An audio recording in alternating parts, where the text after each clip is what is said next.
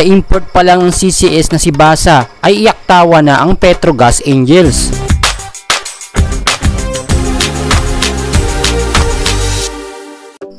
It's me again, Filipino Talks Channel. Iyak tawa nga po ang Petrogas Angels sa import ng CCS team na si Basa. Kung mapapansin nyo po napakatindi ng mga binibitawang spikes nitong si Basa. Mabibigat talaga at talagang antindi rin. Magaling din mag-block kasi nga medyo matangkad Kaya medyo nahihirapan talaga ngayon ng Petrogas Angels kontra sa CCS. Kasi alam naman po natin na itong CCS team ay lumaro sa ABC Women's Cup at sa ASEAN Grand Prix at marami na sila nakalaban na mga magagaling na player. Kaya naman po itong laban nila sa Petrogas Angels ay hindi na ganoon kahirap, pero hindi pa rin po tayo sure at talagang yung paglalabanan pa rin po nila dito ay yung experience talaga at yung determinasyon ng mga player.